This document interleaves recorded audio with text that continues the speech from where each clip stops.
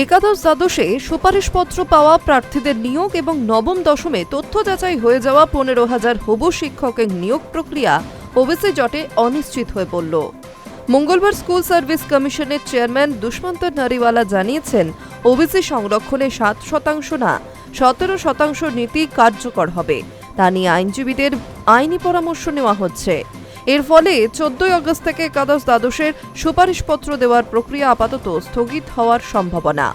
SSC দ্রুত বিজ্ঞপ্তি প্রকাশ করবে, যা পরিস্থিতি 31 আগস্টের মধ্যে 26,000 শিক্ষক ও অশিক্ষক কর্মী নিয়োগ প্রক্রিয়া শেষ হওয়া কার্যত অসম্ভব। সেক্ষেত্রে কমিশন সুপ্রিম কোর্টে অতিরিক্ত সময় চেয়ে আবেদন জানাতে পারে।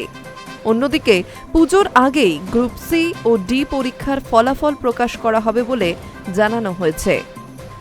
পাশাপাশি স্বচ্ছতা বজায়ে স্বামী আত্মপ্রিয়ানন্দ, স্বামী তত্ত্বসারানন্দ, স্বামী শাস্ত্রজ্ঞানন্দ এবং রময় তারাকাত ভেঙ্কটেশ্বরনকে নতুন সদস্য হিসেবে কমিশনে যুক্ত করা হচ্ছে। স্বামী আত্মপ্রিয়ানন্দ জানান, স্বচ্ছতার স্বার্থে এখন থেকে এসএসসি সংক্রান্ত যাবতীয় আপডেট ওয়েবসাইটে দিয়ে দেওয়া হবে। উল্লেখ্য, গত বছরই নিয়োগ প্রক্রিয়ায় ব্যাপক দুর্নীতি এবং বেনিয়মের অভিযোগে আদালতের নির্দেশে বাতিল হয় প্রায় 26,000 শিক্ষক ও শিক্ষাকর্মীর চাকরি। এই শূন্য পদের নিয়োগের প্রক্রিয়া 31 আগস্টের মধ্যে শেষ করার নির্দেশ দিয়েছিল সুপ্রিম কোর্ট। এদিন এসএসসির তরফে জানানো হয়, ওবিসি জটেই মূলত এই তারিখের মধ্যে শেষ করা সম্ভব হচ্ছে না নিয়োগ প্রক্রিয়া। এর জন্য শীর্ষ আদালতে সময় চাইবে এসএসসি।